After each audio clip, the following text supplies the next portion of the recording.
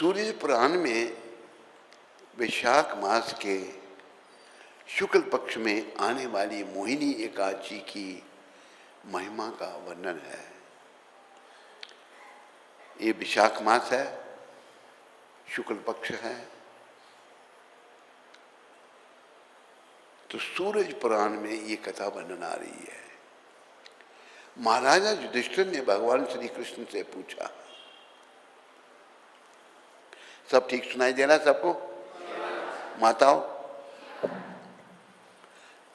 पूछा, हे जनार्दन, विशाख मास के शुक्ल पक्ष में आने वाली एकादशी का नाम क्या है? इस व्रत का पालन कैसे करें? इसे करने से क्या पुण्य प्राप्त होता है? कृपया आप विस्तार से कहिए। युधिष्ठिर महाराज कृष्ण भगवान को कह रहे हैं। बोलो युधिष्ठिर महाराज की, बोलो कृष्ण भगवान की, बोलो एकादशी माता की। भगवान श्री कृष्ण ने कहा, हे धर्मपुत्र, ध्यान से सुनिए। जो कथा वशिष्ठ मुनि ने प्रभु रामचंद्र को सुनाई थी, भगवान कह रहे हैं ये एक कथा जो है वशिष्ठ मुनि जो थे उन्होंने रामचंद्र जी को सुनाई थी। वशिष्ठ गुरु थे ना राम जी के, रामचंद्र जी को सुनाई थी। वह मैं आपको कहता हूँ। भगवान युधिष्ठिर जी को कह रहे हैं, मैं कहता हूँ। पूर्व काल में प्रभु रामचंद्र वशिष्ठ महाराज को पूछने लगे, हे आदरणीय ऋषिवर, सीता जी के विरह में मैं अत्यंत निराश हूं। भगवान दुखी थे, सीता माता का हरण हो गया था। तो भगवान ये नाल लीलाएं करते हैं हमें सिखाने के लिए। हम इन लीलाओं का वर्णन करके भगवान दुखी हैं तो हमें भी खुश नहीं होना है। मेरे प्रभु दुखी हैं, हमें भी दुख का अनुभव करना है। तो क्या होगा अगर दुख के मारे कुछ आंसू आंखों से निकलते हैं तो हृदय में जो गंदगी है ना, काम, क्रोध, मोह, लोभ, अहंकार की गंदगी बाहर निकलेगी। अहंकार तो हमें भरा पड़ा है। कहां से शुरू हुआ? काम से बाहर। काम से क्रोध, क्रोध से मोह, मोह निरंतर संसार में बना रहता है। मोह से लोभ, लोभ से अहंकार।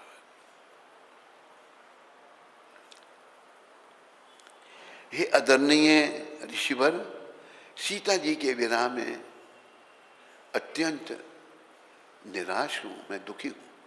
कृपया आप हमें ऐसा व्रत बताइए जिसके प्रभाव से सब पापों से और दुखों से मुक्ति मिले।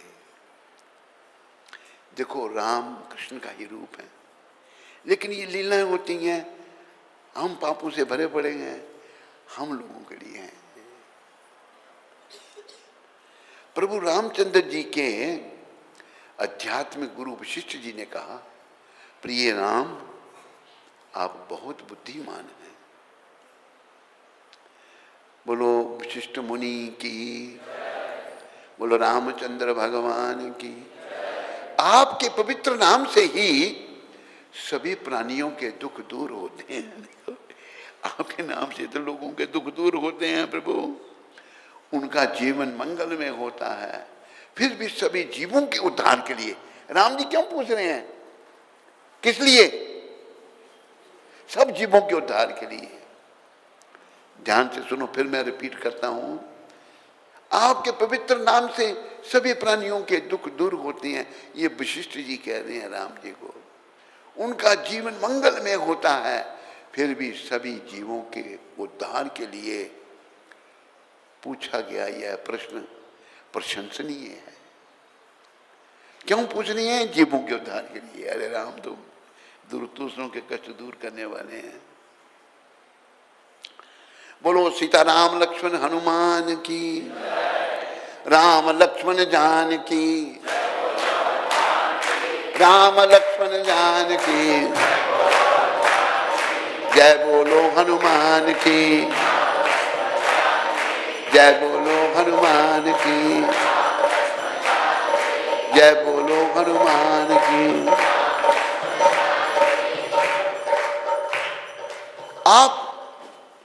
अब आपको इस व्रत की विस्तार पूर्वक कथा सुनाता हूं। वैशाख मास के शुक्ल पक्ष में मोहिनी एकादशी आती है। बोलो मोहिनी एकादशी की। वो बहुत ही मंगल कारक है। ये मोहिनी एकादशी बड़ी मंगल कारक बताई है। इस व्रत के पालन से व्यक्ति संसार के दुखों से, अनेक पापों से तथा भौतिक भ्रम से मुक्त होता है। अनेकों दुखों से, संसार के दुखों से, अनेक पापों से तथा भौतिक भ्रम से। हमको भ्रम है, बहुत सारे शंकाएं हैं, है नहीं है? जीव इस एकादशी से मुक्त होता है। प्राचीन काल में सरस्वती नदी के किनारे रम्य भद्रावती नामक राज्य था। रम्य भद्रावती नाम का राज्य था सरस्वती नदी के किनारे। प्राचीन काल में धृतिमान नामक राजा वहां राज्य करता था। धृतिमान राजा था। चंद्र वंश में जन्मा यह राजा सहिष्णु और सत्यवादी था। सहनशील, सत्य बोलने वाला राजा था।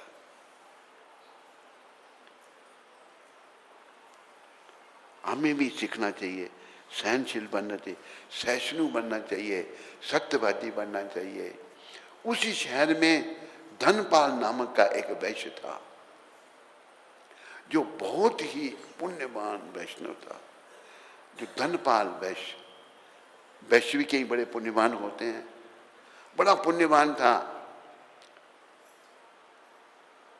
ये वैश्य धनपाल।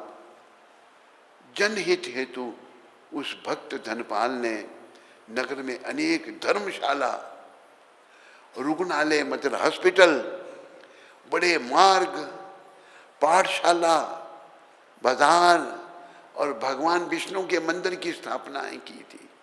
भगवान के मंदिर बनाया विष्णु भगवान के।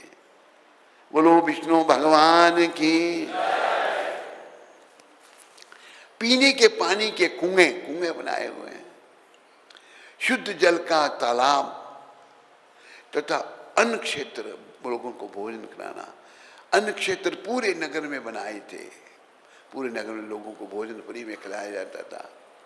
इस प्रकार जन कल्याण के लिए अपने धन का उपयोग योग्य तरीके से करते हुए अपना नाम धनपाल सचमुच सार्थक किया। जैसा नाम वैसा काम, धनपाल नाम उसने सार्थक किया।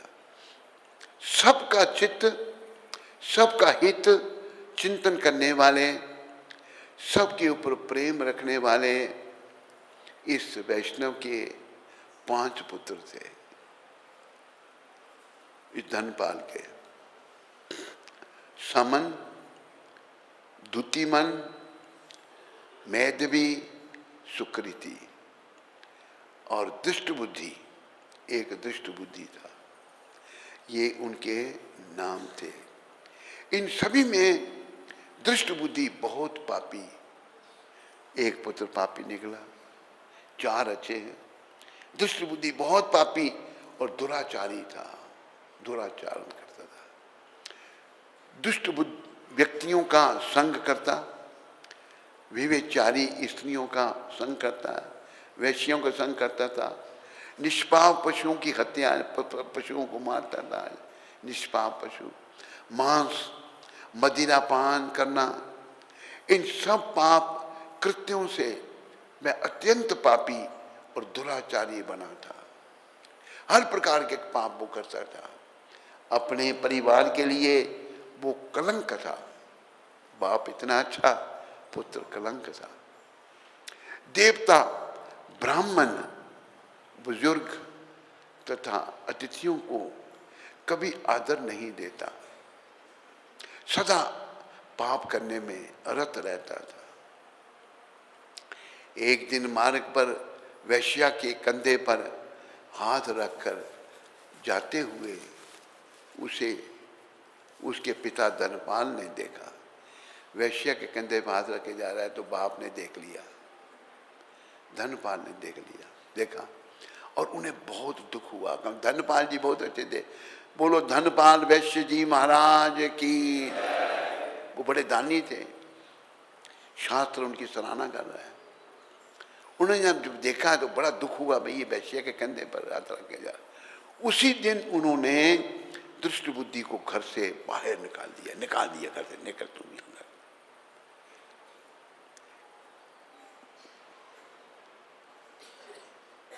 दुष्ट बुद्धि अपने माता पिता, भाई, रिश्तेदार और वैश्य समाज से अलग हुआ और हर एक के तिरस्कार का विषय बना। सब तिरस्कार कर रहे हैं उसका।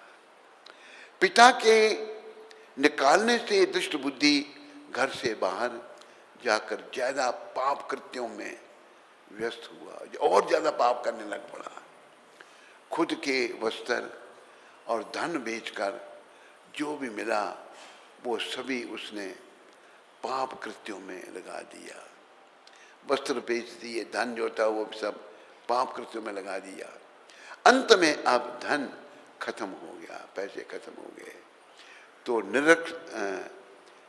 निर्धनता के कारण उसकी हालत भिखारी जैसी हुई, भिखारी बन गया। अन्न ना मिलने से उसका शरीर कमजोर हो गया, खाने को कुछ नहीं मिल रहा, कमजोर हो गया। उसके सभी धूर्त मित्रों ने बहाने बनाकर उसका त्याग कर दिया। जो ऐसे लोग होते हैं वो भी छोड़ देते हैं। धूर्त मित्र जो उसके थे, धूर्त मतलब बेकार, चोर बदमाश मित्र, उन्होंने भी बहाने बनाकर उसका छोड़ दिया उसको। दुष्ट बुद्धि को अतिशय चिंता हो रही थी, भूख से वह व्याकुल हो रहा था। अब मुझे क्या करना चाहिए? अन्न और धन कहाँ से प्राप्त होगा? इन प्रश्नों को सोचकर वह अशांत हो रहा था। आखिर उसने चोरी करने का निश्चय किया और शुरुआत कर दी चोरी की। बहुत बार राजा के सिपाही उसे पकड़ने के बाद भी उसके पिता का अनुमान और बड़पन देखकर छोड़ देते, क्योंकि पिता उसके इतने महान थे, राजा के सिपाही उसको छोड़ देते थे। छोड़ना नहीं चाहिए था, वैसे छोड़ देते। फिर भी उसने चोरी करना बंद नहीं किया। एक बार विशेष चोरी करते समय वह पकड़ा गया। तब राजा ने उसे कहा, हे मूर्ख, आज तुम इस राज्य में नहीं रह सकते। क्यों? कि तुम महापापी हो। मैं तुम्हें अभी छोड़ रहा हूं, मैं तुम्हें त्याग रहा हूं। तुरंत इस राज्य के बाहर चले जाओ। तुम्हें जहां जाना है तुम जा सकते हो। फिर से राजा मिलने के भय से दुष्ट बुद्धि राज्य के बाहर गहन वन में गया। अविवेक के कारण निष्पाप प्राणियों की हत्या करके उनका कच्चा मांस पका नहीं था, कच्चा मांस वह खाने लगा। किसी शिकारी की भांति हाथ में धनुष लेकर वह वन में पाप कृत्य करते भटकने लगा। दुष्ट बुद्धि हर समय दुखी और चिंतित रहता, परंतु एक दिन उसके पिछले जन्म के पुण्य कर्म के प्रभाव से वह एक ऋषि के आश्रम में पहुंचा।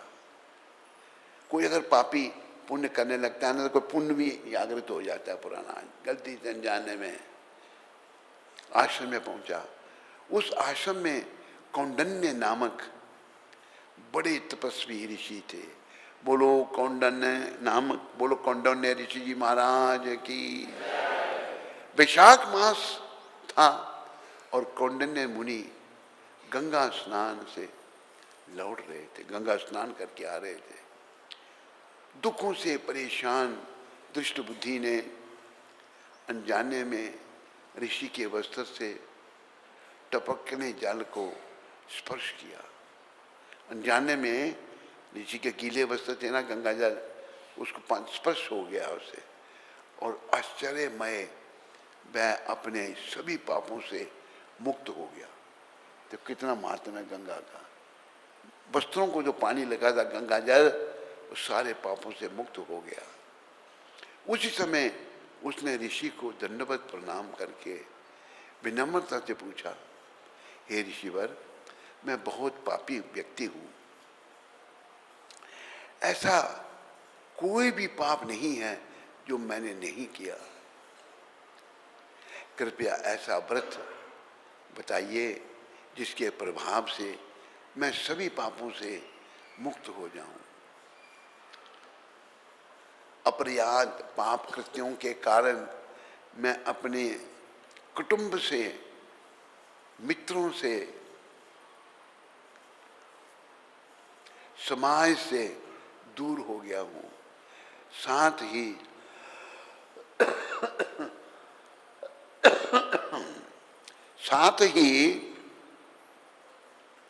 मैं मानसिक दुखों की खाई में गिरा हूं।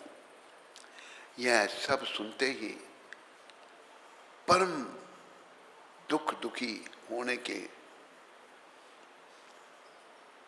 होने वाले कौंडिन्य ऋषि ने कहा, सुनो, मेरु पर्वत से भी अधिक प्रचंड पापों की राशि को नष्ट करने वाले व्रत के बारे में मैं तुम्हें कहता हूं। बोलो कौंडिन्य ऋषि जी महाराज की। उस व्रत के पालन से कुछ ही क्षणों में तुम्हारे पापों का नाश हो जाएगा। वैशाख मास के शुक्ल पक्ष में आने वाली एकादशी का पालन करते ही तुम सभी पापों से मुक्त हो जाओगे। देखो एकादशी माता में कितनी शक्ति है। ये बड़ी कृपा करके प्रभुपाद जी ने एकादशी दी है। इस कान में सबको एकादशी व्रत रखना चाहिए, मुक्त हो जाओगे। ऋषि के आदेश से दुष्ट बुद्धि ने इस व्रत का कठोर पालन किया।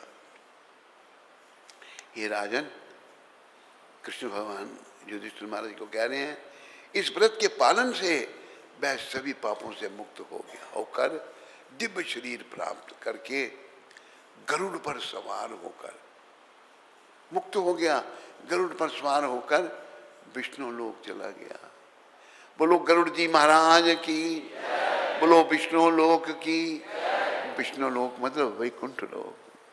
बोलो वैकुंठ लोक की।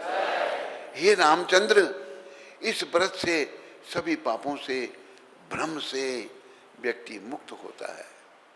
इस व्रत के से प्राप्त होने वाला फल तीर्थ में स्नान करने से अथवा यज्ञ करने से प्राप्त होने वाले से भी श्रेष्ठ है। बस आगे नहीं। तो क्या नाम इसे काची का? बोलो मोहिनी काची माता की। कोई प्रश्न किसी को?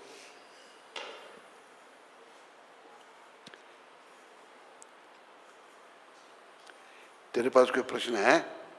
नहीं? इधर है किसी को कोई प्रश्न? अगर है तो हाथ खड़ा करके पूछ सकते हैं।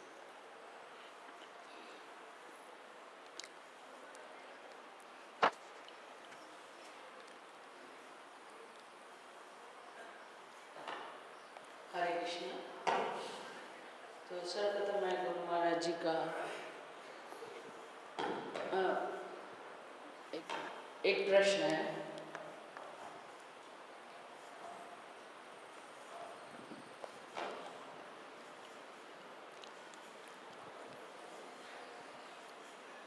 हरे कृष्ण गुरु महाराज प्रणाम। हरे कृष्ण माता। गुरु महाराज इतने पाप करके भी हाँ, एक एकादशी व्रत किया। इतने पाप करके भी इतने एकादशी व्रत किया या हाँ, कुछ भी थोड़ा सा भक्ति का काम किया, पहले हमने सब पाप कर लिए क्लियर नहीं मैं सुन पा रहा। हमने सब पाप कर लिए हर तरह के, और फिर हमने एक एकादशी व्रत कर लिया या कुछ भी भक्ति का कार्य कर लिया, भगवान का नाम जाप करने लगे। धीरे, बड़ी तेज मत बोलो, आवाज मुझे शब्द क्लियर नहीं आ रहे, धीरे धीरे बोलो एक हम शब्द। जब बहुत पाप कर लेते हैं, हाँ, जैसे कि अभी आपने कथा बताई, अभी जल्दी, फिर ये जल्दी कर दिया। अभी आपने जब कथा बताई हाँ, उसमें बताया गया कि दृष्ट बुद्धि ने, बहुत पापी था वो दृष्ट बुद्धि, मगर जब ऋषि जी ने बोला उसको कि ये तुम आज का एकादशी व्रत करो, एकादशी व्रत करो तो तुम पाप से मुक्त हो जाओगे। तो ऐसे तो हर इंसान पहले खूब पाप कर ले, हैं? पहले तो हर इंसान ऐसे, जो भी पापी इंसान हो, पाप कर ले, पहले खूब पाप कर ले और फिर एकादशी व्रत कर ले या थोड़ा बहुत भक्ति कर ले, तो फिर मतलब पापी तो मतलब वो तो बहुत जल्दी मुक्त हो गया। और जो शुरू से ही भक्ति कर रहे हैं तो फिर तो ये ठीक है ना, पाप पहले करते जाओ। आप जल्दी कर देते हो, बीच में शब्द जल्दी बोल देते हो, माइक की आवाज अच्छी नहीं आती। आप पाप करते जाएं पहले और फिर थोड़ी भक्ति कर ले और मुक्त हो जाए, तो ये तो पापियों के लिए बहुत इजी हो गया ना। समझाई तेरे ना, फिर वो साल अगर ऐसा करेंगे कि पाप करने से का चीज कपड़े, फिर वो उनको और पाप लगेंगे। ये जो हो गए हैं, जिनसे अनजाने में जो हो गए हैं, कोई ये सोच के करे कि सारे पापों से मैं मुक्त हो जाऊंगा, इसको थोड़ा पता था दृष्ट बुद्धि को। ये दुखी हो गया उससे, घर वाले ने, बाप ने घर से निकाल दिया, राजा ने देश से निकाल दिया। ये मैं समझ गया अभी प्रश्न आपका कि मैं पाप करता हूं फिर एकादशी कर लूंगा ना, ज्यादा पाप लगेगा। इस भाव से अगर आप करते हैं तो डबल पाप लगेंगे, दुर्गति हो जाएगी। समझा ही नहीं? हरे कृष्ण।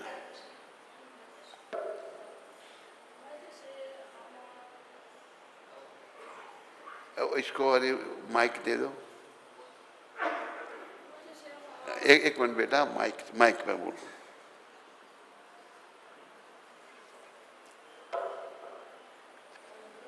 ये उस सामने रखो, उसको जो हाथ में पकड़ा ना।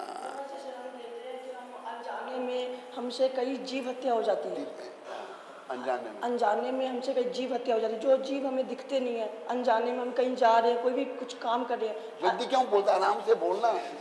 अनजाने में, अनजाने में जो पीछे लगा तेरे, धीरे धीरे बोल, तूने प्रश्न कर रहा है, धीरे धीरे बोल, सुनाई दे क्या बोल रहा है। जैसे हम अनजाने में कहीं जा रहे हैं, हमसे अगर जीव हत्या हो जाए, जो जीव हमें दिखते नहीं है, अनजाने में, अनजाने में हो जाए, तो उसके लिए हम क्या करें? भक्ति करो। तेरे अनजाने से क्या हुआ था? अगर जैसे चींटी होती है, कई प्रकार के चींटी होती है, कीड़े होते हैं, अनजाने में उस पर पैर रख दे या कुछ, जानबूझ कर नहीं करना, अनजाने में हो गया तो बस भक्ति करो, ठीक है। कहाँ से आया तुम? ISKCON Jalandhar, ISKCON Jalandhar. जलंधर? जी। समझाई तेरे को नहीं? भक्ति करने से जानबूझ कर नहीं करने पाप, भक्ति करने से धीरे धीरे सारे पाप चले जाएंगे, हम शुद्ध हो जाएंगे। और कोई प्रश्न तो नहीं किसी को? हैं? इधर है, उधर हाजी बोल।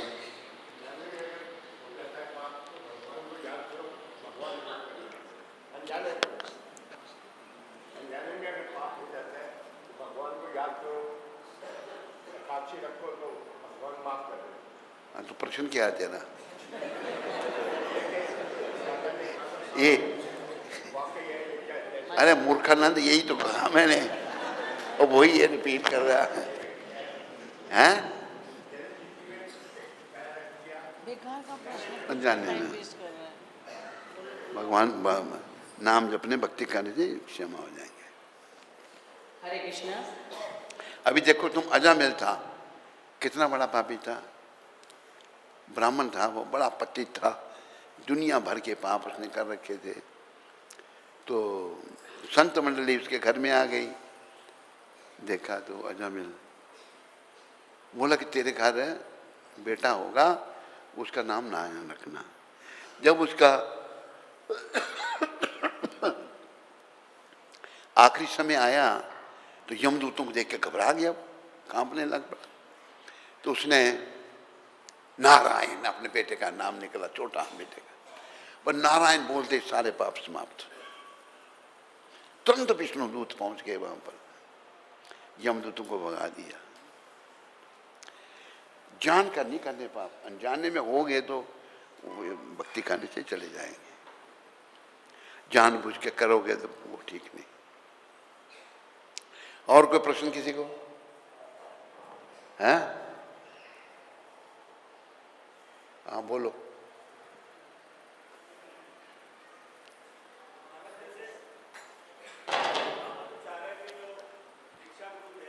हैं?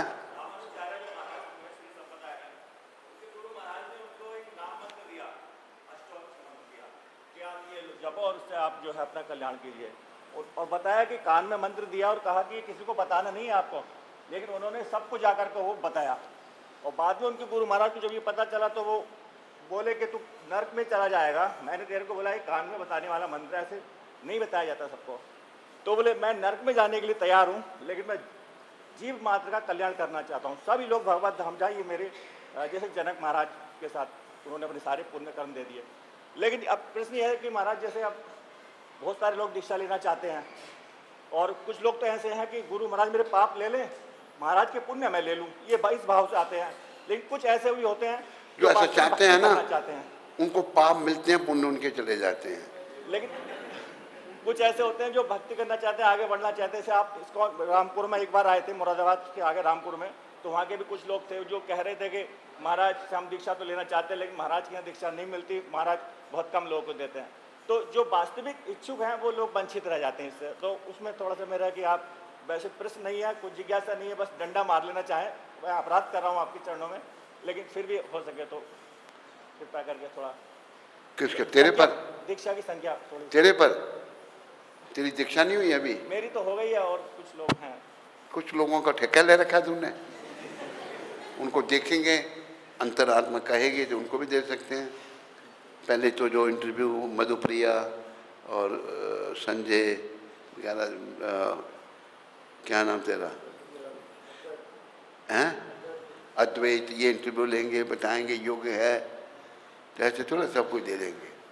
तो दूसरों की सिफारिश कर रहा है तुम? हैं नहीं, सिवा वो महाराज बहुत समय से जुड़े हुए हैं। हैं? बहुत समय से जुड़े हुए हैं, कोई 10 साल से, कोई 15 साल से, कोई 20 साल से, ऐसे तो हैं। हम ये इंटरव्यू कहते हैं करना भाई, योग्य होंगे तो मिलेगी उनको दीक्षा।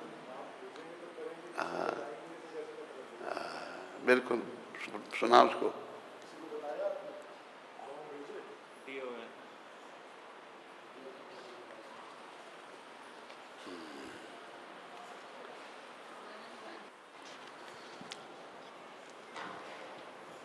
हरे कृष्णा।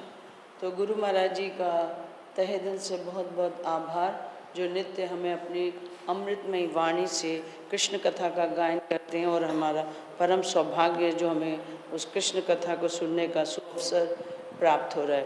तो सभी लोग 3 बार हरि बोल बोल के गुरु महाराज जी का आभार व्यक्त करेंगे। हरि बोल, हरि बोल, हरि बोल। गुरु महाराज जी की दीर्घ आयु और अच्छे स्वास्थ्य के लिए हम प्रार्थना करेंगे। कृष्णाय वासुदेवाय हरिये परमात्मने प्रणतक्लेशनाशाय गोविंदाय नमो नमः। कृष्णाय वासुदेवाय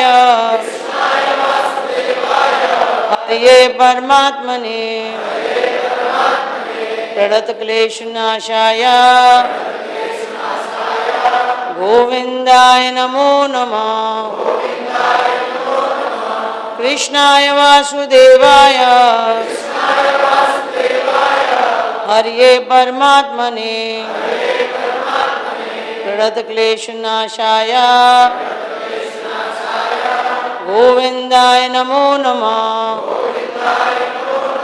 बोले सद्गुरुदेव महाराज की जय, जगत गुरु श्रील प्रभुपाद की जय।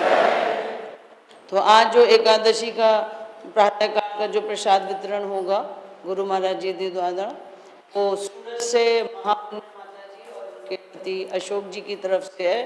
कहाँ से? सूरत से जो महापुण्य माता जी हैं, महापुण्य जो प्रश्न पूछ रही थी अभी जी, उनकी और उनके पति देव अशोक जी की तरफ से, तो उनका और उनके परिवार का श्रील प्रभुपाद आश्रम उधमपुर के सभी भक्तों की ओर से बहुत बहुत धन्यवाद। हरि बोल। तो कृपया आज का जो मॉर्निंग प्रोग्राम है, कृपया सभी लोग ध्यान से सुन लें। अभी सुबह सुदर्शन जी प्रभात फेरी में ले जाएंगे, तो जो लोग प्रभात फेरी में जाना चाहते हैं वो जाएंगे और समय से वापस भी आएंगे। दर्शन आरती होगी 7:30 बजे, शिवास दास जी लीड करेंगे। गुरु पूजा इंद्रधनुष प्रभु जी, और भागवतम क्लास जो है वो परम पूजनीय हिज होलीनेस सुखदेव महाराज जी द्वारा दिया जाएगा। तो सभी लोग समय से कक्षा में उपस्थित रहें। और आज अखंड कीर्तन का शुभारंभ होगा 9 बजे से, जिसको लीड करेंगे सुदर्शन जी, और जो लिस्ट बनाई है वो सच्ची दुलाल जी द्वारा बनाई है, जो 9 बजे यही टेम्पल हॉल में उपस्थित होगा। जिन जिन लोगों को अपने नाम लिखाने हैं वो कृपया उनको लिखवा दें, ताकि समय से सब लोग कीर्तन में उपस्थित रहें और कीर्तन अखंड कीर्तन को लीड करते रहें। सुदर्शन जी का समय है 9 बजे से 10 बजे, और 10 से 11 का रसराज प्रभु का है। उसके बाद लिस्ट लग जाएगी टेम्पल हॉल में, तो कृपया लोग देखें। सुबह जो प्रसादम का समय है वो 9:30 बजे है। तो जो लोग मंदिर प्रांगण में रह रहे हैं या होटल्स में रह रहे हैं, तो कृपया समय से आएँ और प्रसाद ग्रहण करें। आज दोपहर को 1:30 से 3 बजे तक इंद्रधनुष प्रभु जी द्वारा एक स्पेशल क्लास दिया जाएगा, जिसका शीर्षक है सेवा में अखंडता, गुरु परंपरा में निष्ठा, विनम्रता और सामंजस्य। तो कृपया जितने भी भक्त लोग दूर दूर से आए हैं वो के क्लास में आएँ, कक्षा में उपस्थित रह के और अपने हृदय को शुद्ध करें यहाँ पे और सीखें आके। केवल हम गुरु महाराज जी की व्यास पूजा में आए हैं तो ज़्यादा से ज़्यादा सीख के जाएं यहाँ से। 1:30 से लेके 3 बजे इसी मंदिर में टेम्पल हॉल में होगा, तो कृपया समय से उपस्थित रहें। और 3 बजे मंदिर प्रांगण में उपस्थित होके नगर कीर्तन के लिए तैयार रहें। जो नगर कीर्तन निकलेगा तो सभी लोग नगर कीर्तन के लिए समय से उपस्थित रहें। अपने कमरों में जाके ना बैठ जाएं, यहाँ पे आएँ। और सायंकाल प्रसाद का समय 5:30 बजे का है, तो प्रसादम के लिए समय से उपस्थित रहें। और गौर आरती जो है वो सच्ची दुलाल जी द्वारा लीड की जाएगी। हरे कृष्ण। तो अभी सभी लोग लाइन बना लेंगे, माता एक तरफ, प्रभु जी एक तरफ, और महाराज जी के हाथ द्वारा प्रसाद ग्रहण करेंगे। हरे कृष्ण।